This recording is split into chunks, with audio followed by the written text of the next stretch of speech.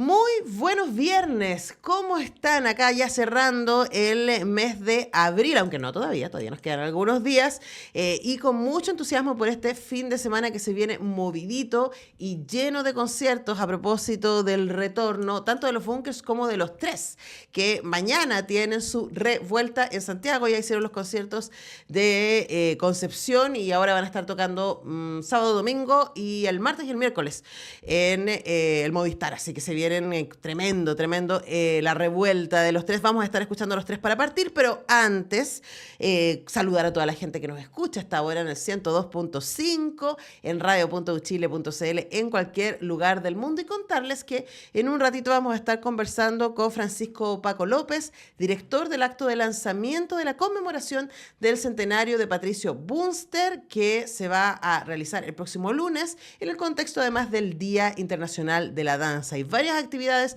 que van a estar desarrollándose este lunes 29 de abril, y también vamos a estar hablando con él sobre esas actividades y por qué Patricio Bunster es un fundamental y por qué habría que celebrarlo y ir por un Día Nacional de la Danza también, además del Día Internacional. Y también vamos a estar conversando con Malicho Baca, director, artista visual, quien nos va a contar sobre su obra Reminiscencia, que fue seleccionada para participar en el Festival de Aviñón. Así que vamos a estar conversando con él también respecto a aquello. Todo eso en el semáforo, que parte con esta versión 2024. Esto fue grabado en los conciertos de Concepción de la Torre de Babel, de los Tres.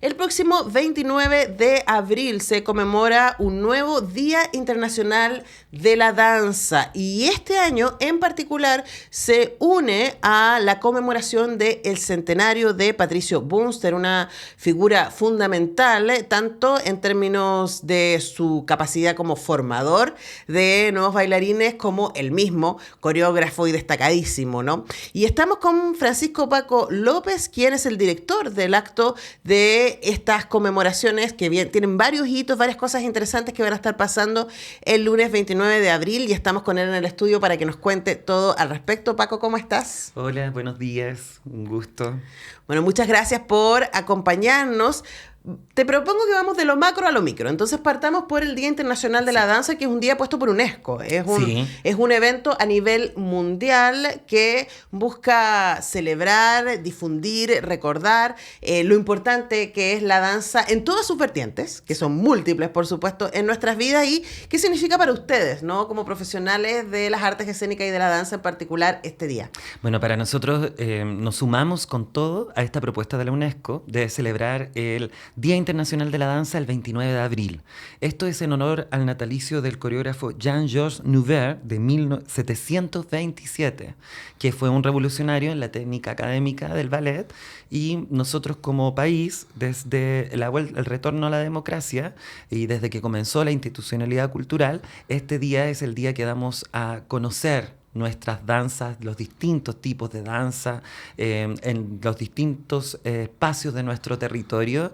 En particular nosotros, el Sindicato Nacional de Trabajadores Artistas de la Danza, que nos fundamos en el año 90, hemos tomado este día como nuestro día de lucha y de difusión masiva de nuestras clases, de nuestro quehacer, de nuestras obras, de nuestras academias y de nuestras técnicas. Uh-huh. Ahora, a mí me parece tremendamente importante que haya un día conmemorativo y que se pueda marcar, ¿cierto? Y que se pueda usar el hito, pero también es un interesante momento para ir contra los prejuicios. Te lo pongo así. Considerando nuestro barrio, uno diría, los chilenos somos bien fomes para bailar. Uno diría, en términos como amplios. Pero cuando uno empieza a pensar, y como en los últimos años hemos sido testigos de que cada vez hay más academia, cada vez hay más amateurismo, que es una palabra que amo, porque tiene que ver con amante, con la persona que es puro entusiasmo, ¿no? Y como también las academias profesionales y las distintas agrupaciones de danza se han ido multiplicando, uno diría que en Chile hay un tremendo interés y también una tremenda cantidad de ejercicio vinculado con la danza. O sea, si uno fuera al GAM, uno va al GAM del día o en el día, no necesariamente en la noche cuando se producen los espectáculos, vas a poder ver distintos grupos de jóvenes que están bailando, que se miran a los vidrios, en el reflejo de los vidrios del Centro Cultural Gabriela Mistral, y bailan, muchos de ellos bailan distintos tipos de cosas, como por ejemplo K-pop, este pop coreano, que es bien sensual. Otros bailan gilly, otros boying, otros hacen twerk, otros hacen street dance. Hoy podemos ver que nuestra juventud ya no está tan idiotizada con la caja televisiva, sino que está saliendo a bailar distintos tipos. Entonces hay una diversidad que es bastante maravillosa y que además va de la mano con la diversidad, el reconocimiento, el respeto y la valoración de la diversidad sexual. Uh-huh. Claro, ahí hay un vínculo, ¿no? Y creo que es importante hacer ese marco también, Paco, porque claro, especialmente en un mundo patriarcal como hay otros mundos patriarcales en donde el hombre para seducir tiene que bailar.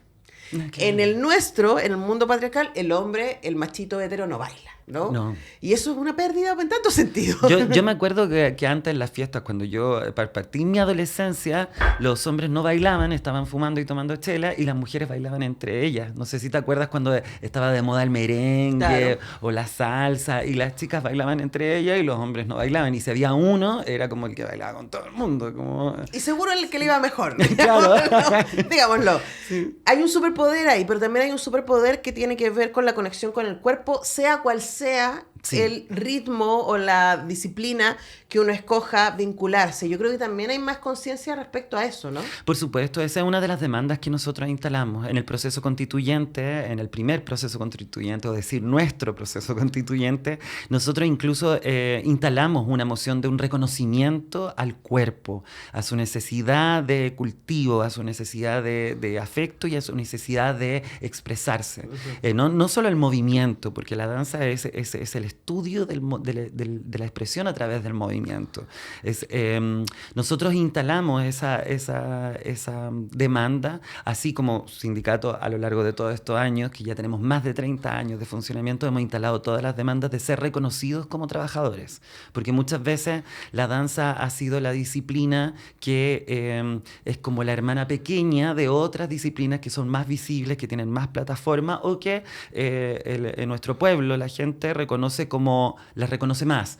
La nuestra siempre ha estado como un poco más alejada de la visibilidad, y es por eso que nosotros hemos tomado durante estos 30 años el Día Internacional de la Danza como una plataforma de visibilidad. Ahora, siguiendo esa misma teoría de que somos la hermana chica, podríamos visualizar qué es lo que sucede con las otras disciplinas, y las otras disciplinas tienen Día Nacional. Por ejemplo, el teatro conmemora el natalicio de Andrés Pérez, el 11 de mayo. Es el Día Nacional del Teatro. El cine conmemora la desaparición de Carmen Bueno y Jorge Müller. El circo tiene el primer sábado del mes de septiembre en honor al circo chileno, a la primavera. La música en honor a Violeta Parra.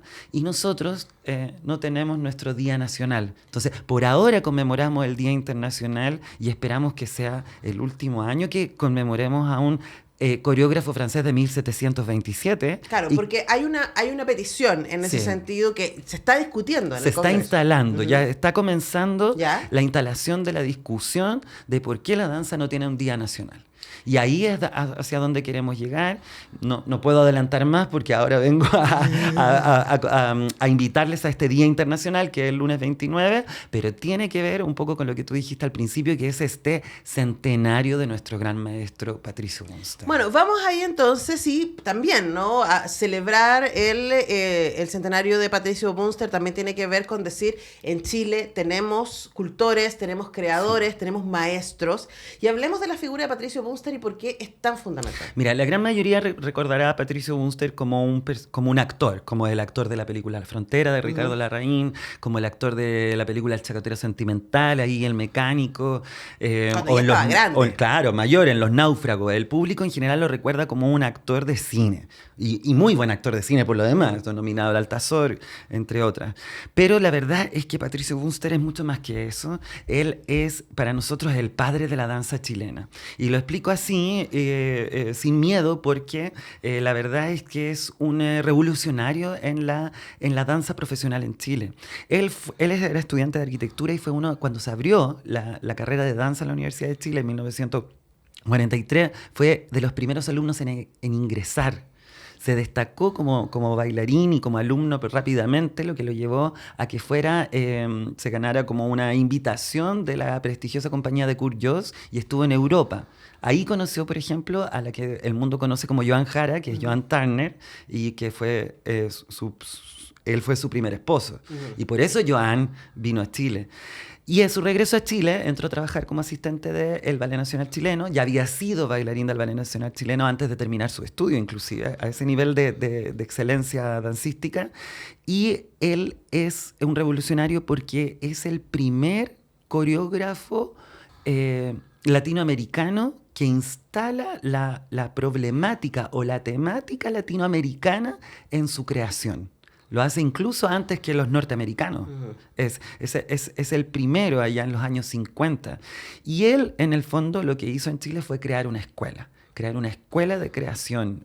No una escuela, digo, como una universidad, sino que digo, aunque también lo hizo, pero creó una tradición de que nosotros los chilenos, los creadores, los coreógrafos, los directores, nos volcáramos a mirar nuestra historia latinoamericana, nuestra historia política, nuestro contexto reciente, y eso lo plasmó en todas sus coreografías, desde la ley maldita y la persecución al Partido Comunista de Chile, hasta la Unidad Popular, hasta el exilio, la dictadura, También la juventud de los años 60 en otras materias. Tiene un recorrido coreográfico y creativo que es importante. Y además que diferencia y le agrega valor al ejercicio, porque claro, un problema que tiene las artes en general, ¿no? Es que estamos colonizados por Europa y actualmente en términos de cultura por Estados Unidos y ahora por Corea. Y como si nosotros no tuviéramos nada que ofrecer, ¿no? Y una de las cosas espectaculares que hace Patricio Munster es ir a las raíces y ver, ok, pero cuáles son las danzas tradicionales, reales que tenemos, y también tener una mirada social. Él, en el fondo, mira, María José Cifuentes, que tú la conoces, Sí, claro. que hoy es la directora de programación del GAM, ella tiene un libro de la historia social en la danza en Chile, y ella es la que hace todo este estudio, fue asistente de Patricio muchos años, y que instala a Patricio como el padre de la danza social, como tú dices. Ahora, Patricio también es un formador, como tú comentabas. Patricio, al salir al exilio, se exilia en la RDA y allá trabaja como un maestro en la Paluca-Schule, en Dresden. Acá ya había sido, tras la reforma universitaria, el director del departamento de danza, dirigió el Ballet Nacional Chileno y la escuela de danza. Fue un profesor de la técnica moderna, de coreografía, de composición, de improvisación. También fue profesor en la escuela de teatro, donde entre sus alumnos destaca Víctor Jara, como profesor de movimiento, Patricio. Estuvo allá, como decía, en Dresden, y a su regreso hace un hito tremendo. Después de que lograran sacarle la letra L del pasaporte, que no lo dejaba regresar del exilio, en el año 85, tras una tremenda lucha porque volviera, él instala en el mítico Café del Cerro, ahí en el barrio de Villavista, el Centro de Danza Espiral. Luego, ese Centro de Danza Espiral se traslada a donde está actualmente, frente a la Plaza Brasil, y ahí este centro, que ya tiene más de 30 años también, ha sido un formador de las nuevas generaciones de bailarines, bailarinas, coreógrafos, maestros y maestras. Patricio hoy es un maestro de maestros, es un tremendo. Él logró, por ejemplo, que el Centro de Danza Espiral hiciera un convenio con la Universidad Academia de Humanismo Cristiano, y hasta hace unos años atrás los que estudiaban en el Centro de Danza Espiral en el fondo tenían la titulación, claro, y el respaldo de una universidad.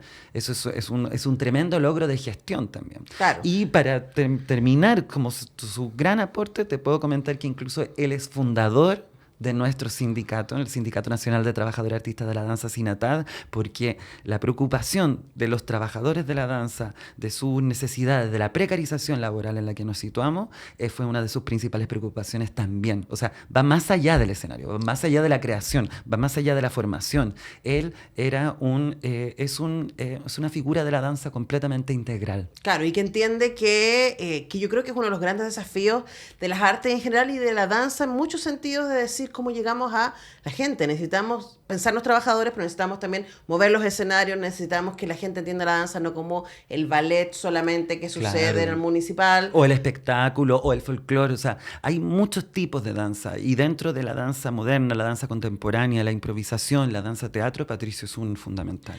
Bueno, y por eso el próximo lunes 29 va a haber varias distintas celebraciones al interior de esta conmemoración. Estuvimos con ella acá hace poquito, Valentina Pavés, que fue discípula de Munster, sí, y miembro de Danza Cruz, se van a presentar con la obra que ella codirige, Indio Pavés. Estuvimos hablando con ella y con Héctor Pavés el otro día acá en la radio, en el Teatro Centro Cultural de San Joaquín, además un precioso teatro en el Centro Cultural de San Joaquín, el lunes 29 a las 10:30 en una función gratuita para estudiantes escolares y universitarios. Eso es en la mañana.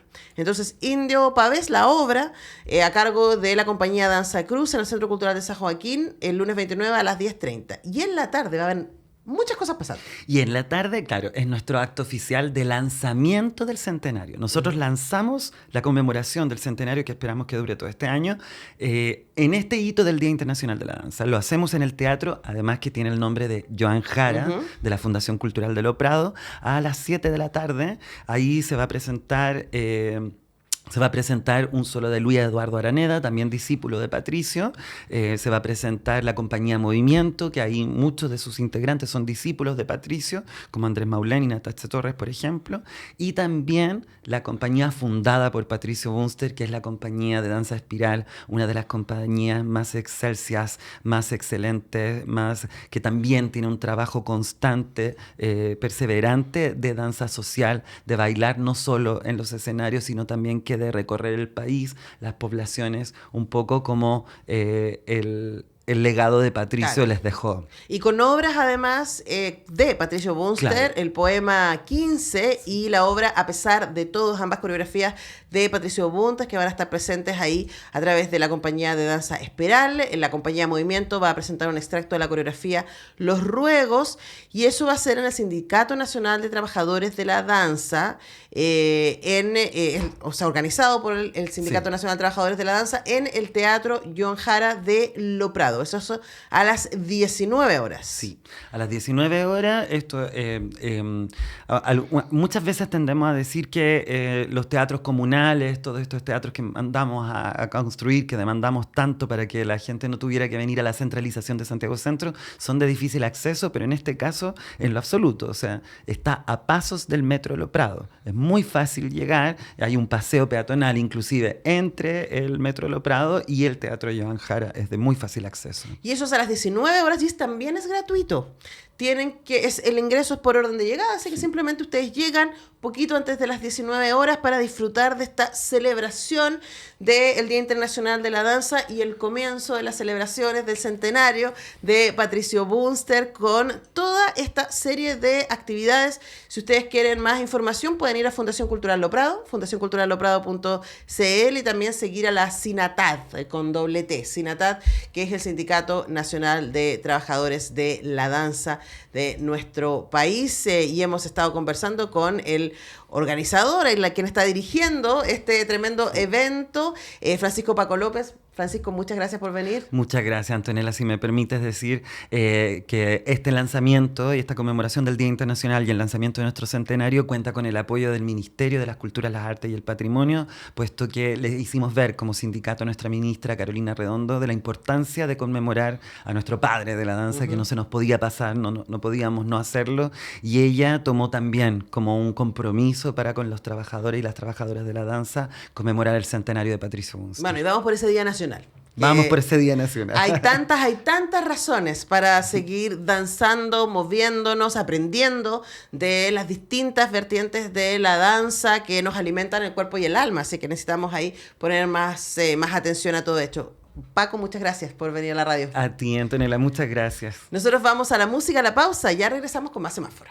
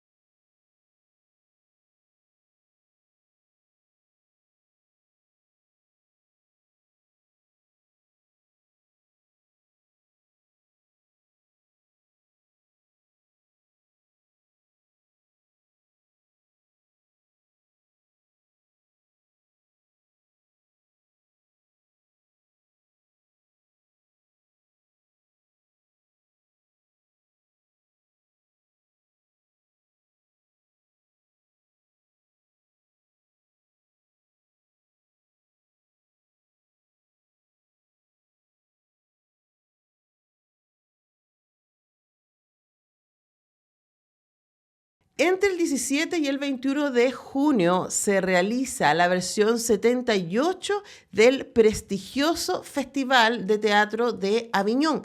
En este festival solamente han estado dos obras chilenas, La Tropa en 1999 y también la compañía La Resentida en el 2014. Y ahora, por tercera vez, va una propuesta nacional a ser parte de este prestigioso festival internacional y se trata de la obra Reminiscencia del director Malicho Vaca, quien tenemos al otro lado de nuestro Zoom. Malicho, ¿cómo estás? Muy bien, muchas gracias. ¿Tú cómo estás? Yo estoy bien, te veo ahí gatuno. Como suele Es suceder, que como suele suceder con los Zoom, aparecen los gatitos cuando dicen, yo también quiero estar. Y muestran ahí tiene su un poder pres. magnético para los Zoom, los gatos, Es algo que yo así. encuentro que los gatos son unos exhibicionistas y saben que ya dominan el mundo, entonces como ya, hola, sí, aquí estamos, ¿no? Así que saludamos a todos los gatitos que nos escuchan, incluyendo a Paloma, mi gata que está. También que hacía lo mismo cuando hacíamos clases y los programas por Zoom. Oye, yo contaba esto y quizás quería partir por ahí, ¿no? Antes de que entremos en reminiscencia, Malicho, hablemos de lo que significa llegar al Festival de Aviñón, que es uno de los más importantes en términos de artes escénicas a nivel mundial y considerando también que Chile no va hace 10 años a ese festival.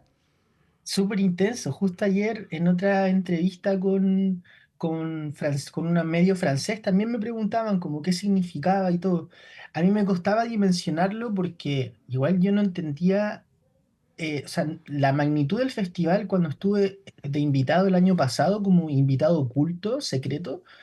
Para mí fue desbordante, porque el Festival IN tiene solo treinta y tantas piezas internacionales, pero el festival OFF son más de 2000 obras que viajan. O sea, es un festival de magnitudes que impensadas. Yo la verdad que no he logrado dimensionar realmente porque es tanta información y son de tal primer nivel que para todo hay algo, como para que yo vaya a un lugar hay una cosa, para que yo invite a una persona hay otra. Hay más de 300 medios de comunicación eh, que viajan hasta allá, que los trasladan por diferentes partes de la ciudad. Es bien impactante. Ujú. Me imagino, claro, además porque, claro, no piensan, en Chile tenemos festivales de teatro que cada vez adquieren más fuerza y más diversidad, pero pensar en esa cantidad de obras, además en una ciudad tan bonita como Aviñón, tiene también la posibilidad de que la ciudad entera esté tomada por este festival y por los visitantes y los artistas que llegan a ser parte de aquello. Ahora, lo interesante es que Reminiscencia va a estar ahí y Reminiscencia es una obra que tiene ya muchos créditos, ¿cierto? Fue escogida por el Círculo de Críticos de Arte de Chile como la mejor obra de teatro online del 2020 y vamos a ir a eso. Se presentó luego una temporada en el GAM, llegó al Festival Internacional de Buenos Aires. Ahora, lo interesante es que en todos estos inicios de reminiscencias era una obra que se hizo en pandemia y como una obra audiovisual, diríamos, ¿no? Y luego ha tenido este traspaso, ¿cierto?, de transformarse también en una obra que mezcla lo escénico con el formato de registro. Hablemos del origen de reminiscencia y ese momento pandémico que llevó a su creación. Reminiscencia partió efectivamente como, más bien, nunca partí yo creando una obra, no era mi intención. Yo estaba haciendo un ejercicio escénico que estaba más enlazado con lo que estábamos viviendo políticamente. Como que estábamos en la revuelta, estábamos en las calles manifestándonos, había como esta esperanza de que las cosas podían cambiar y de pronto llegó la pandemia y truncó aquello. Y yo sentía como que el teatro no estaba haciendo justo ni haciéndole justicia a ese contexto cuando comenzó el teatro por Zoom, ¿cachai? Como que me sentí como un poco, como que sentí que el rol del artista en ese minuto era contener, empatizar, y lo que sucedió fue que se empezaron a montar obras que poco y nada tenían que ver con el contexto histórico. Y yo hice este ejercicio no como una obra, sino como conectarme con gente que no podía salir, sacarla, invitarlos a que pudieran sentir que la pantalla quizás no era tan fría, sino que también era una posibilidad de conexión emocional, de ternura, de conectarse, de entenderse. Y así yo fui invitando gente por Instagram y por Facebook a cualquier hora de la noche, como si alguien quería ver un proceso creativo a cambio de que después me diera un feedback. Y así hice más de 100 funciones personales, como tú y yo ahora, y luego me atreví a invitar a gente que ya entendía más sobre el teatro o sobre las artes escénicas, performativas, charlas audiovisuales, etcétera, pero nunca estuvo en mí, incluso cuando me invita Freddy Araya al Teatro del Puente a hacer una temporada, yo no entendía si se refería a que hiciéramos realmente este ejercicio. Y él me decía, sí, mal dicho, esto que tú hiciste está listo y hay que mostrarlo y este es el momento. Y yo dudaba, decía, wow, pero si lo que yo estoy haciendo es solo narrar una historia con lo poco y nada que tengo, porque eso también es parte como de la esencia de la obra, que es que yo quedo encerrado con mis abuelos, con mi computador y sin ningún recurso. Entonces yo pensaba, ¿se puede crear algo que emocione, que ayude, que empatice sin nada más que lo que tú tienes en la pantalla de Ujú. tu computador? Y así comenzó la creación de la obra. Bueno, y eso mismo es lo que ha llamado la atención, ¿no? Esta mezcla entre la intimidad y el uso del espacio, ¿no? Los archivos familiares, fotográficos que tú compartes en la obra junto con la intervención de una cámara en vivo y también con los recursos que se pueden usar desde un computador como Google Earth. Entonces era como, estamos acá y estamos afuera también y podemos caminar y repensar la ciudad en este momento tan particular, como teníamos las calles ocupadas hace tan poquito y de repente, ¡pah!, estamos encerrados y encerradas en esta situación. Ahora, pensando hasta dónde ha llegado la obra, ¿no? Y que han pasado 4 años de aquello, ¿qué te pasa cuando repiensas que, nota al pie, Alicho, me parece que esa es una de las gracias del teatro, ¿no? Que las obras, incluso los clásicos, pueden estar constantemente ajustándose, entrando, saliendo. ¿Qué te pasa hoy día con el material original y en qué sientes tú que sigue teniendo posibilidades de cambio? El material original, el primer cambio importante fue cuando Federico Irazábal, el director del Festival de Teatro de Buenos Aires, me invita primero digital y al año siguiente me hace la propuesta de poner esto en pantalla gigante conmigo en escena, como si yo estuviera dentro de mi casa, como lo hacía siempre. Y eso lo probamos así a ciegas, no, nunca hicimos un ensayo, yo solo viajé para allá gracias a la DIRAC y pusimos eso y hubo una respuesta inmediata de cosas que yo tampoco comprendía sobre un público de 150 personas escuchándome en vivo y habían cosas que yo pensaba que eran súper serias y eran en realidad súper chistosas y habían otras que eran súper chistosas para mí y para la gente eran súper emotivas y comenzó a existir una especie de diálogo entre el público híbrido que lo veía por Zoom y el público presencial y yo también cambié. Y hubo algo en mí que me hizo entender que había logrado de alguna forma este sentido de la narración oral, que yo también quería recobrar, como en pandemia lo único que podíamos tener en tiempo presente probablemente era la voz, era esta comunicación, estas ideas que van fluyendo a medida que nosotros vamos dialogando con una otra edad. Y eso pasó. Y bueno, el contexto político también pasó, así que la línea sobre lo político, la revolución imposible, el pasado, también fue modificándose. Y yo también voy articulando esta, porque mi obra de alguna manera es un collage de memorias colectivas. Ujú. Memorias de mi familia, memorias de la calle, memorias de la ciudad, de Google Maps, de Google Earth, de rayados en las calles, de cosas que ya no existen, de la transformación de un lugar, de un territorio al fin del mundo. Entonces se va modificando de maneras bien insospechadas y también bien hermosas para lo performático. Ujú.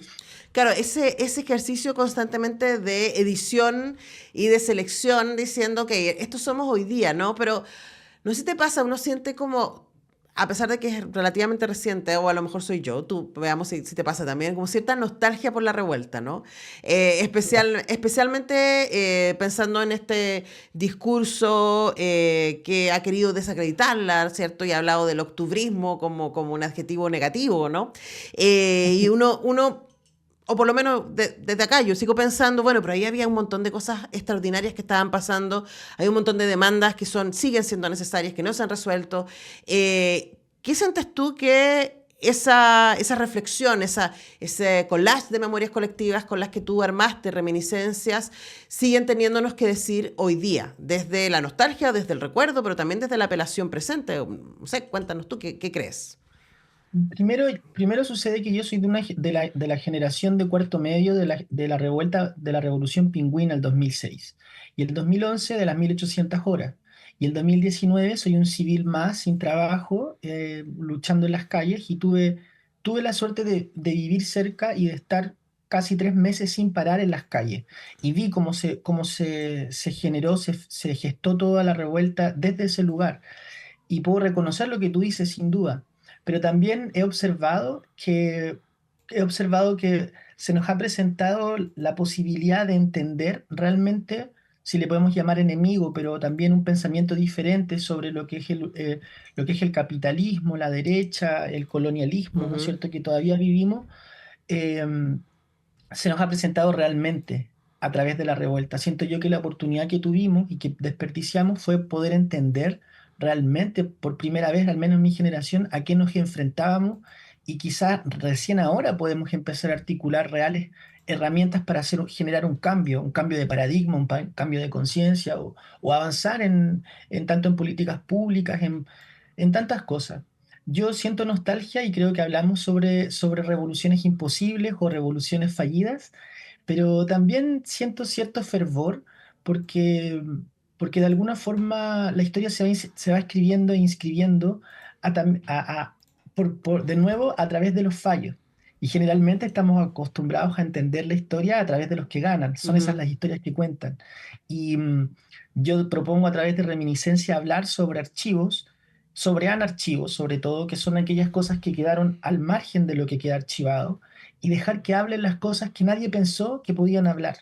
Entonces, tengo esperanza, como quizá, quizá si bien me genera tristeza y nostalgia, melancolía, siento que va a venir un minuto en el que esto va a volver a despertar, porque no podemos ser tan inconscientes.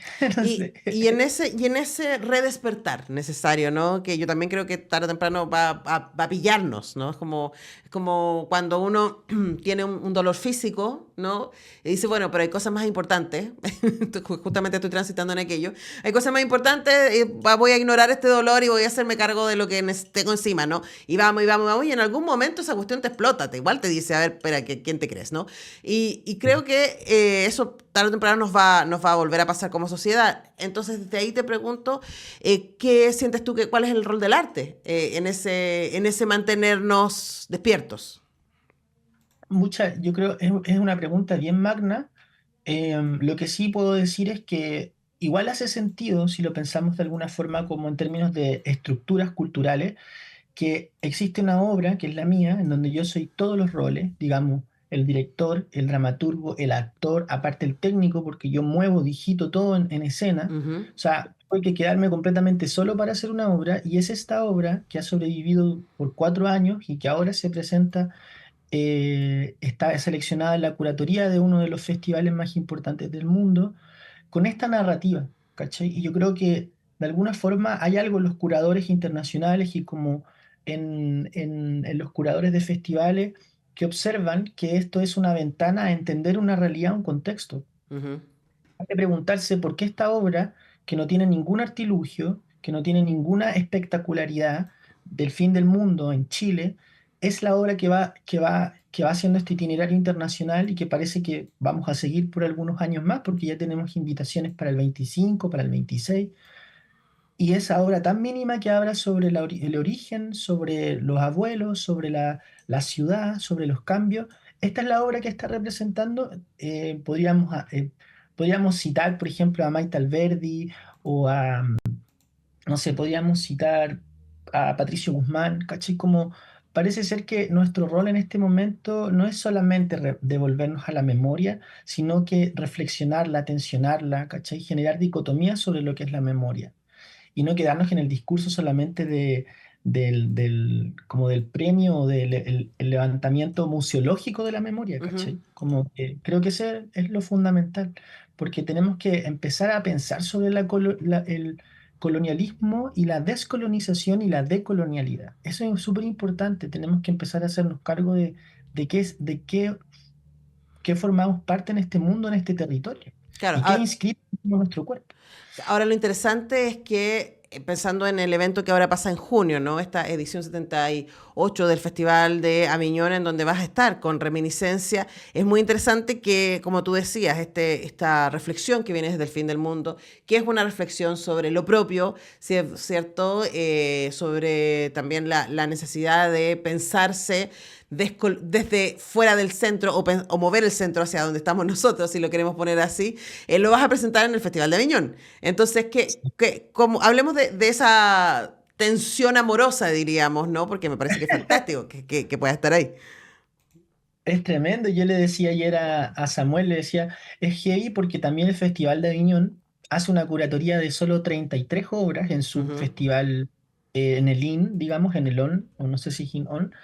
Y esta curatoría es súper específica, o sea, si uno mira la curatoría de la página, ve artistas que son consagrados, hay un homenaje a obras de Pina Bausch, termina el festival Silvina Pérez Cruz con un recital, y yo tengo 2 funciones por día, y ya ahora, en abril, ya las 3 primeras funciones ya están sold out.